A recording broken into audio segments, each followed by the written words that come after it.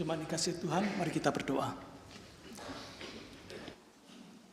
Bapa yang surga Tuhan, kami bersyukur pada pagi hari ini boleh kembali datang di dalam rumah-Mu untuk memuji nama Tuhan, mendengarkan firman Tuhan. Inilah bentuk ibadah kami kepada Tuhan, karena kami rindu hidup kami memperkenankan Engkau. Sehingga kami perlu datang ke rumah-Mu bersama dengan jemaat-jemaat yang lain, menyembah Tuhan dan mendengarkan firman-Mu. Maka pada saat ketika kami akan mendengarkan firman-Mu, siapkan hati kami ya Tuhan. Dan tolong kami supaya kami dengan penuh kerendahan hati untuk mendengarkan. Roh Kudus, mohon Engkau menerangi hati dan pikiran kami. Sehingga kami dapat mengerti apa yang menjadi maksud Tuhan. Dan mempunyai keinginan untuk melakukannya di dalam kehidupan. Pakailah hamba-Mu yang lemah dan tidak pintar bicara ini. Mampukan dia menerangkan firman Tuhan seturut dengan apa yang Engkau ingin ajarkan pada kami pada hari ini. Terpujilah Engkau ya Tuhan. Hanya di dalam nama Tuhan Yesus Kristus kami berdoa. Amin.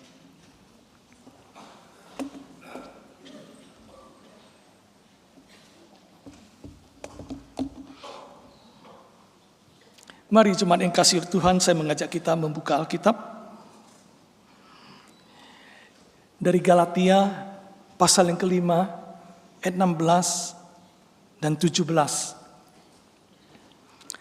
Galatia pasal yang kelima ayat yang ke-16 dan 17.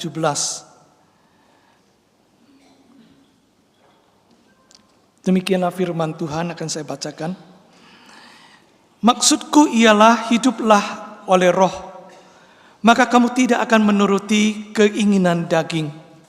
Sebab keinginan daging berlawanan dengan keinginan roh, dan keinginan roh berlawanan dengan keinginan daging. Karena keduanya bertentangan, sehingga kamu setiap kali tidak melakukan apa yang kamu kehendaki. Saya akan bacakan ayat 18. Akan tetapi jikalau kamu memberi dirimu dipimpin oleh roh, maka kamu tidak hidup di bawah hukum Taurat. Demikianlah pembacaan firman Tuhan. Berbahagialah mereka yang mendengarkan firman Tuhan dan yang memeliharanya di dalam kehidupan. Saudara-saudara yang dikasihi oleh Tuhan, saya mendapatkan tema besar pada bulan ini adalah mengasihi di masa sulit. Dan hari ini kita akan merenungkan dengan subtemanya adalah mematahkan belenggu keegoisan. Nah, saudara-saudara yang dikasihi oleh Tuhan, mematahkan belenggu keegoisan adalah cara di mana kita dapat mengasihi di masa yang sulit. Dengan kata lain seperti itu.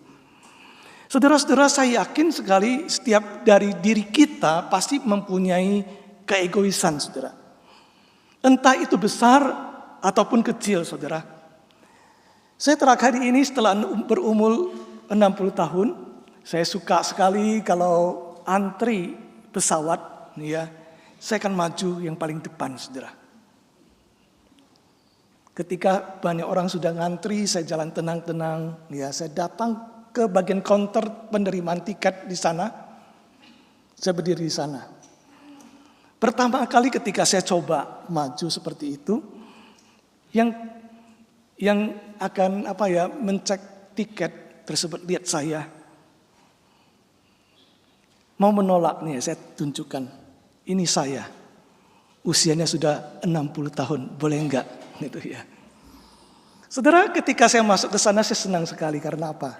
Selama ini selalu harus ikut antri. Tapi mulai dari sekarang, saya boleh pertama kali masuk pesawat. Ya. Nah, saudara-saudara, itu egois atau tidak sih?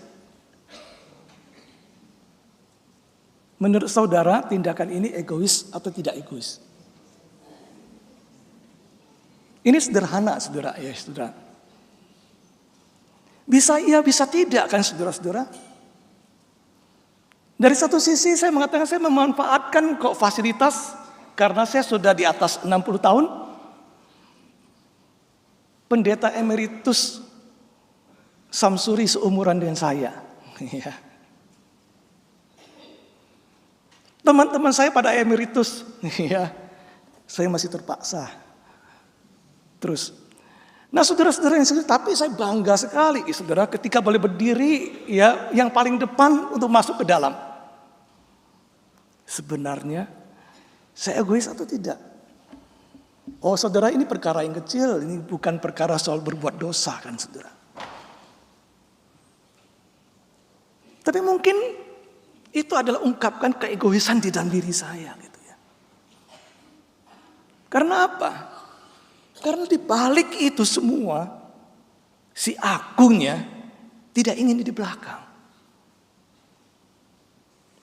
Si akunya mau diutamakan. Si akunya ditempatkan di atas semua orang yang lain.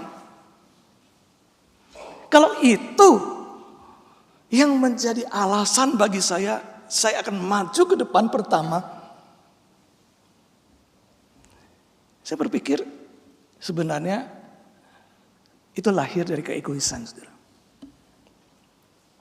Nah, kalau kita lihat dari rumusan yang seperti ini, siapa di antara kita yang tidak egois, saudara? Apakah saudara egois?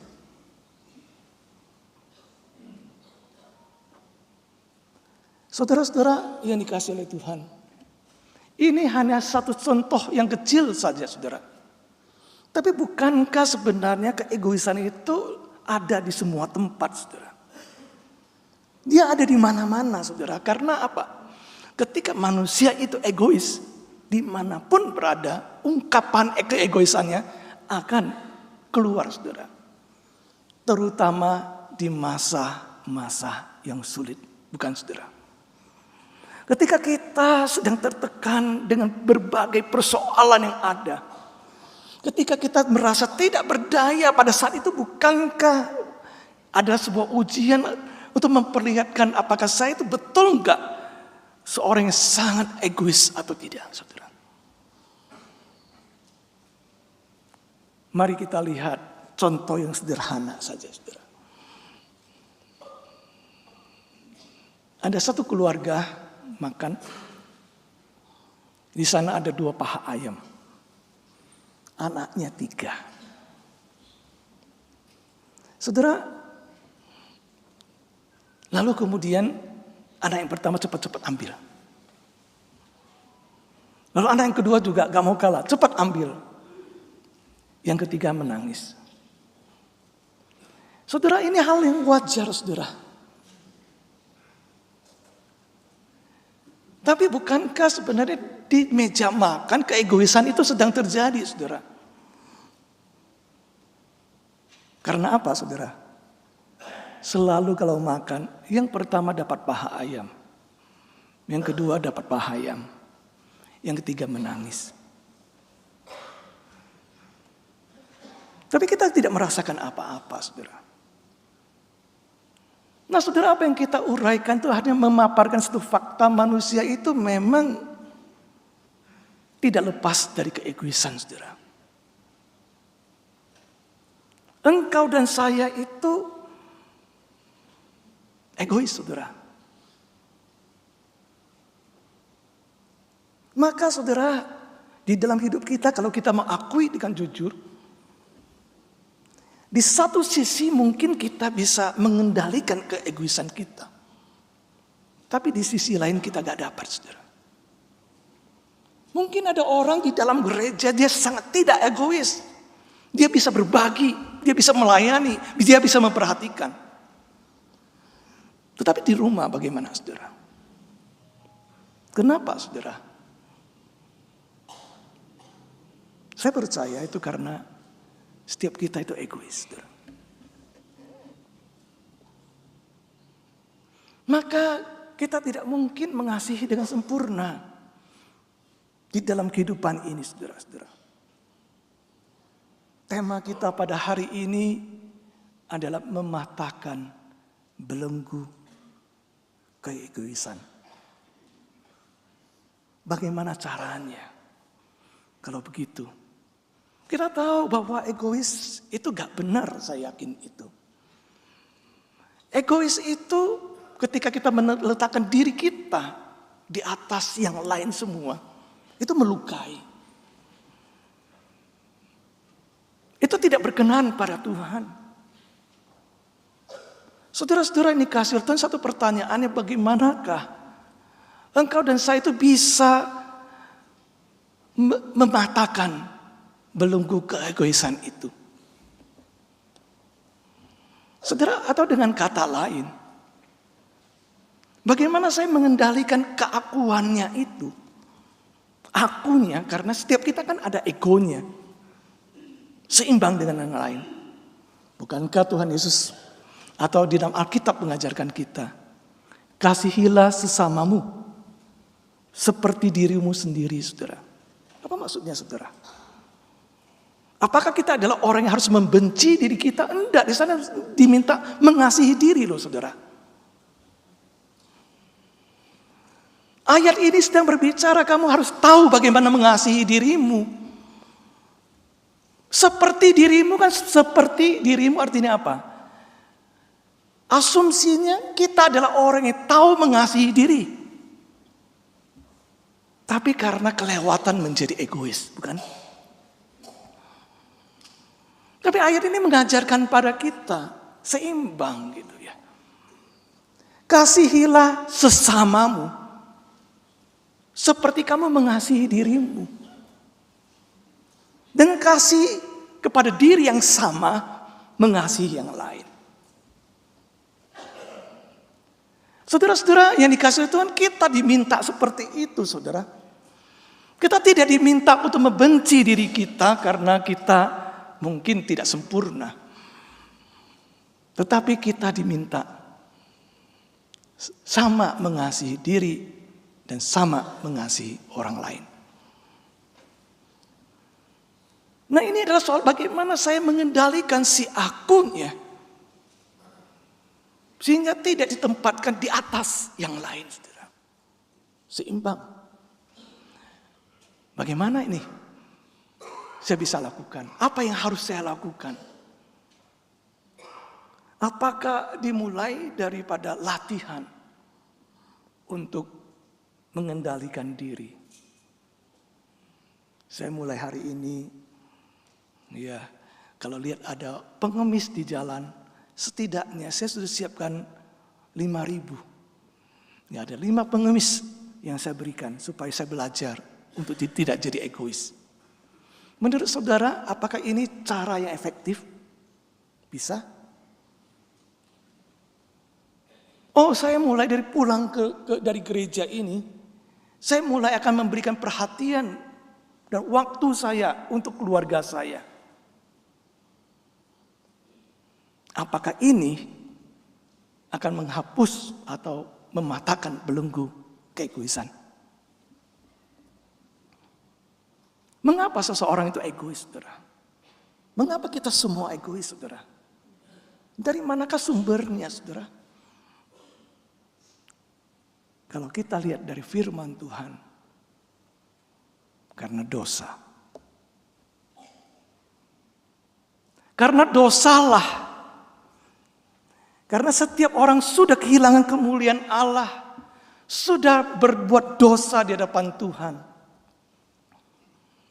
Maka kita semua egois. Tanpa Tuhan, kita menjadi Tuhannya, saudara. Maka tidak heran dalam Galatia pasal yang kelima ini, Paulus berbicara menghadapi kedagingan yang salah satunya itu adalah keegoisan. Itu bukan dengan cara kedagingan. Mengatasi kedagingan dengan usaha kita. Tapi dikatakan hiduplah oleh roh. Hiduplah oleh roh, maka kamu akan mengatasi kedagingan itu. Gak ada jalan yang lain, saudara-saudara yang kasih oleh Tuhan. Kita sebagai anak Tuhan yang sudah ditebus oleh Tuhan, Yang seharusnya bagaimana kita mengatasi kedagingan kita. Bukan dengan kekuatan kita sendiri, saudara. Sebab kita gak mampu. Pasti tidak mampu. Bagaimana kita dapat mengasihi dengan kasih agape? Gak mampu, saudara. Kalau dengan kekuatan sendiri. Tapi Paulus mengatakan dengan jelas kepada kita, hiduplah oleh roh. Apa maksudnya? Di ayat 18 kemudian dia memperjelas. Hiduplah dipimpin oleh Roh Kudus. Waktu berbicara tentang aku hidup oleh roh itu adalah bagaimana saya memberikan diri saya dipimpin setiap langkah saya oleh Roh Kudus. Kenapa begitu? Karena kalau kita baca selanjutnya, karena orang yang dipimpin oleh Roh Kudus, orang yang bergaul dengan Roh Kudus, maka pengaruh Roh Kudus itu akan menjadi besar. Dan dia punya buah roh di dalam kehidupannya. Bukan saudara kalau kita baca ayat 22 dan 23. Yang digambarkan dengan 9 rasa di sananya. Di awal dengan kasih, ditutup dengan penguasaan diri, saudara. Ketika orang yang bergaul dengan Roh Kudus, orang yang dipimpin oleh Roh Kudus, maka pengaruh Roh Kudus itu membuat dia punya kasih dan penguasaan diri, dengan kata lain. Maka itulah yang menjadi kuncinya kenapa kok kita mampu mengatasi keakuan kita, saudara. Karena kita dipimpin oleh Roh Kudus dan ada pengaruh dari Roh Kudus dalam hidup kita. Saudara, kita gagal karena sering sekali kita memberi makan yang banyak kepada si aku, saudara. Betul enggak? Kita merawatnya, si aku itu dengan manja. Kita membesarkannya. Paulus berkata,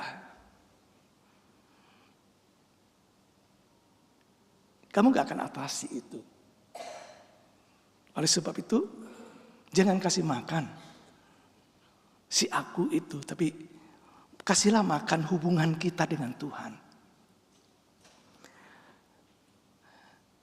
Saya percaya sekali, itulah sumber kekuatan kita mematahkan belenggu keegoisan, saudara.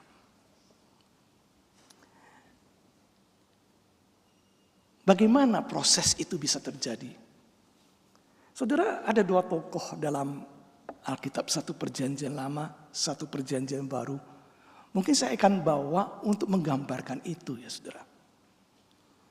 Yang pertama dari perjanjian lama, Abraham, saudara. Waktu kita soroti tentang keegoisan, Abraham ketika dipanggil itu 70 tahun ya. Saudara yang dikasih oleh Tuhan, dalam perjalanan itu, walaupun dia mendengarkan panggilan dari Tuhan, dia berjalan sebagai seorang yang egois, saudara. Egois seperti apa, saudara? Ketika kesulitan datang itu terlihat dengan jelas. Sampai di satu tempat dia takut karena istrinya terlalu cantik. Lalu dia berkata kepada istrinya, kamu ngaku saja sebagai adikku.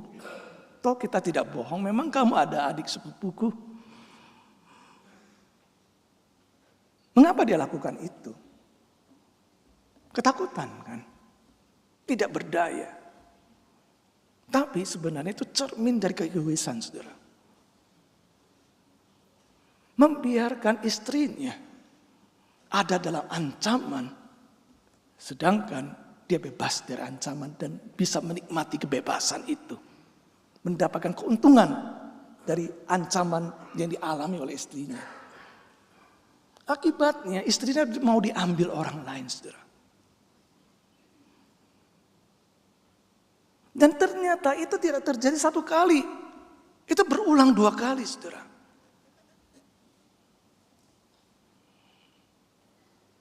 Bukankah ketika Tuhan berjanji bahwa dari istrimu lah Sarah akan melahirkan anak, dan dia mengatakan gak mungkin, aku udah tua. Saudara, kita melihat sebenarnya di dalam perjalanan iman daripada Abraham, di awalnya tidak mulus untuk menjadi seorang bapak beriman. Kapankah puncaknya? Puncaknya adalah ketika Tuhan berkata, berikanlah Ishak untuk dipersembahkan di atas gunung Moria. Saudara-saudara yang dikasihi oleh Tuhan, Ishak adalah anak kesayangannya yang lahir di masa tuanya. Adalah anak perjanjian. Lalu Tuhan mengatakan, persembahkan dia padaku.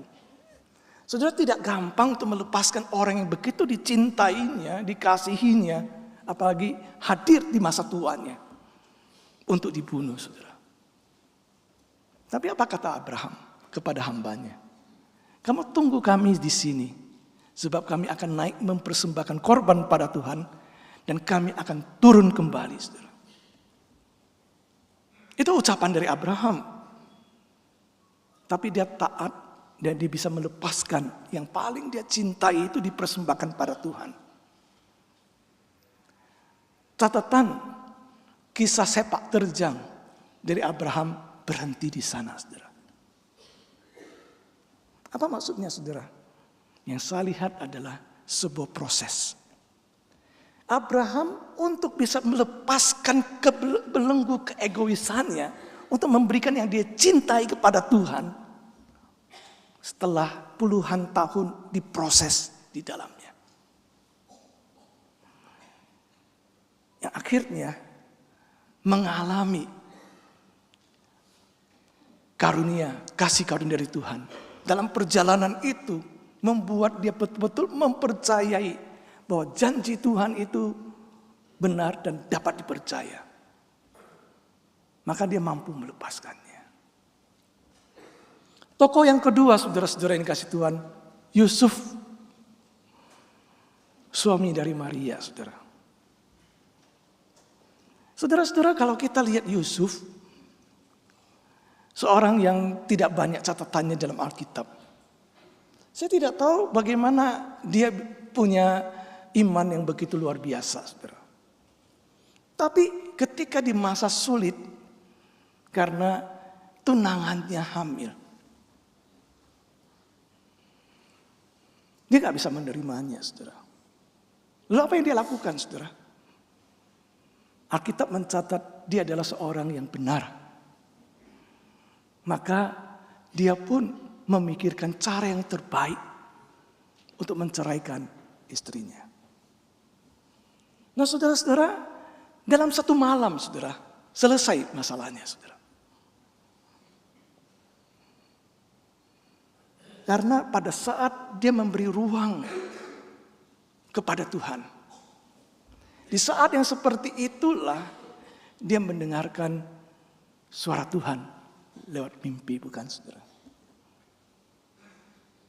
Malaikat yang berkata dalam mimpinya, jangan segan untuk mengambil Maria sebagai istri. Sebab siapa anak yang dikandungnya itu juru selamat. Itu Mesias yang dinanti-nantikan.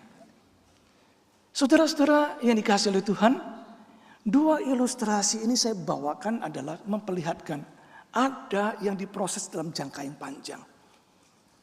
Tapi ada yang menjalankan kesulitannya di dalam waktu satu malam. Namun bukankah semuanya kalau kita lihat adalah ada ruang di mana Tuhan diizinkan bekerja di dalam. Ada ruang di mana Yusuf itu tidak bertindak karena emosionalnya. Tetapi dia memberi waktunya untuk bersama dengan Tuhan, untuk mempergumulkan yang benar yang harus dia lakukan. Dan mereka kedua dengan cara apapun juga mendapatkan Tuhan dapat dipercaya. Saudara, itulah yang menjadi sesuatu yang membuat kenapa kok kita dapat melepaskan atau mematahkan ikatan keegoisan. Maka hari ini saya ingin mengajak kita bersama-sama jemaat semua, ayo arahkan hati kita kepada Tuhan. Apapun yang menjadi kesulitan kita, persoalan kita di hadapan Tuhan, di dalam hidupan kita, berfokuslah untuk memberikan ruang supaya Roh Kudus punya pengaruh di dalam hidup kita.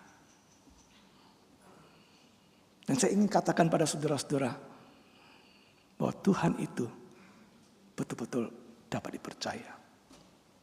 Pernahkah Yusuf berpikir apa yang akan terjadi? Gak tahu. Waktu dia menerima apa yang Tuhan inginkan, kehendak Tuhan, dia jalankan. Apakah dia tahu apa yang terjadi? Gak tahu, saudara. Karena sekitar 2 tahun lagi dia ada di Bethlehem, kemudian harus melarikan diri ke Mesir. Saudara-saudara, tapi yang jelas adalah ketika dia tahu kehendak Tuhan dan dia tak menjalankannya, dia melihat penyertaan Tuhan selangkah demi selangkah. Dan dia menjalankannya. Di sanalah dia mendapatkan peneguhan demi peneguhan yang membuat dia yakini inilah jalan yang Tuhan berikan. Mungkin saudara-saudara, kita ada ketakutan untuk melepaskan keegoisan kita. Karena keegoisan itu membuat kita ingin mendapat hasil yang terbaik untuk kita, bukan? Membuat kita menjadi takut untuk menghadapi kesulitan. Namun saudara-saudara yang dikasihi Tuhan, ketika kita memberi ruang kepada Tuhan untuk memimpin hidup kita, untuk mempengaruhi hidup kita, saudara, kita tidak akan tahu apa yang terjadi di depan. Tapi satu hal yang pasti, Tuhan menyertai setiap langkah kita. Maka hari ini, apa yang perlu kita lakukan? Saudara, apa yang ingin saudara lakukan? Hari ini kalau engkau menghadapi kesulitan dalam hidup saudara, saudara tidak tahu bagaimana harus melakukannya. Dan sadar, begitu egonya kita, egoisnya kita, dan itu begitu mengatasi hidup kita. Bisa enggak kita lepas? Bisa. Kalau memberi ruang untuk Tuhan. Amin. Saat hening.